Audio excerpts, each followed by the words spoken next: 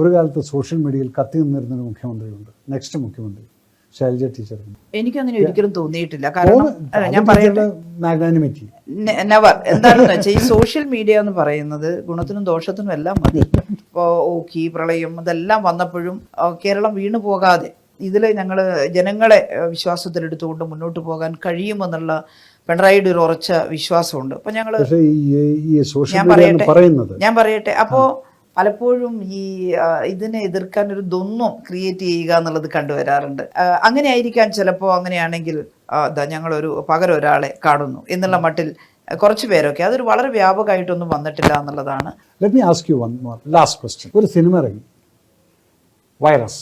അതിനകത്തുള്ള ക്യാരക്ടർ, രേവതി ചെയ്ത ക്യാരക്ടർ എന്ന് പറയുന്നത് ടീച്ചറമ്മയുടെ ക്യാരക്ടറായിരുന്നു. ഏകദേശം ലുക്ക് വൈസും ബിഹേവിയർ വൈസും എല്ലാം ആളുകളെല്ലാം ഗ്ലോറിഫൈ ചെയ്തിട്ടുള്ളൊരു ക്യാരക്ടറായിരുന്നു അത്. ടീച്ചർക്ക് ആ സിനിമ കണ്ടപ്പോൾ എന്തേ തോന്നിയത്? സിനിമ എടുക്കുന്നതിന് മുമ്പ് ഒരു 10 മിനിറ്റ് ആഷിഖ് അബുവിനോട് സംസാരിച്ചിരുന്നു, ഓൺലി 10 മിനിറ്റ്സ്. അപ്പം ഞാൻ പറഞ്ഞത് സയൻറ്റിഫിക് ആയിരിക്കണം. നാളത്തെ തലമുറയ്ക്ക് എന്തെങ്കിലും അതിനകത്ത് ഈ വൈറസിനെ കുറിച്ച് പിന്നെ എന്തെങ്കിലും ഒരു വിവരം കിട്ടണം. ഏതെങ്കിലും ഒരു വ്യക്തി പ്രാധാന്യമുള്ള സിനിമയായിട്ട് മാറ്റരുത് എന്ന് ഞാൻ പ്രത്യേകിച്ച് എനിക്ക് ആഷിഖ് പറഞ്ഞു. അങ്ങനെയല്ല ഉദ്ദേശിക്കുന്നത്, ആരെയും ഗ്ലോറിഫൈ ചെയ്യാനല്ല. ഞങ്ങൾ ഇതിനകത്ത് ഇൻവോൾവ് ആയിട്ടുള്ള കുറേ ആളുകളെ സൂചിപ്പിക്കും, ഉറപ്പായിട്ടും ടീച്ചറിനെയും സൂചിപ്പിക്കും.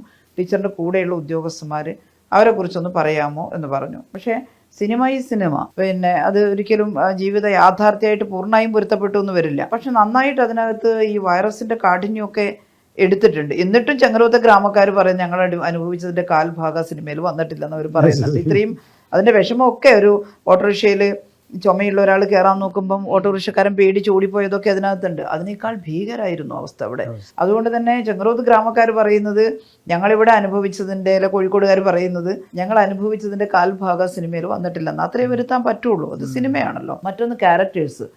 അപ്പോൾ ആഷിഖ് എന്നോട് പറഞ്ഞു ഓരോ ആളെയും പ്രത്യേകിച്ച് ക്യാരക്ടർ ആക്കിയിട്ടില്ല. ഹെൽത്ത് സെക്രട്ടറി അതിനകത്ത് എവിടെയില്ല. ഞാൻ എന്നിട്ട് പറഞ്ഞിരുന്നു അയ്യോ എൻ്റെ ഹെൽത്ത് സെക്രട്ടറി വളരെ ലീഡിങ് റോളായിരുന്നല്ലോ. അപ്പോൾ പറഞ്ഞു അതില്ല, അത് ഹെൽത്ത് സെക്രട്ടറിയും ഡയറക്ടറും എല്ലാം കൂടി ചേർത്തിട്ടുള്ളൊരു റോളാണ് അതിനകത്ത് നമ്മുടെ പൂർണിമ ചെയ്തിട്ടുള്ളൊരു റോള്.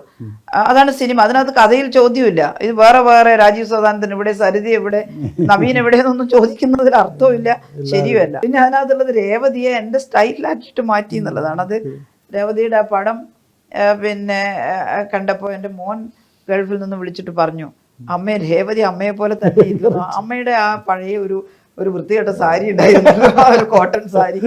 അത് രേവതിക്ക് അമ്മ കൊടുത്തതാണോ ഇതിന് കൊടുക്കാൻ ചോദിച്ചു. ഞാൻ പറഞ്ഞു അയ്യോ അല്ല മോനെ, അവരൊന്നും സാരി ഒന്ന് ആ ഒരു പച്ച ബോർഡർ ഒരു പ്രത്യേക ഒരു വരണ്ട ഒരു സാരി ഉണ്ട്, ഒരു കോട്ടൺ സാരി ഞാൻ ചിലപ്പോൾ യൂസ് ചെയ്യുന്നത്. അപ്പം അങ്ങനെ ഒരു സാരിയൊക്കെ തപ്പിയെടുത്തിട്ട് അതൊക്കെ ഉടുത്തിരിക്കുന്നു.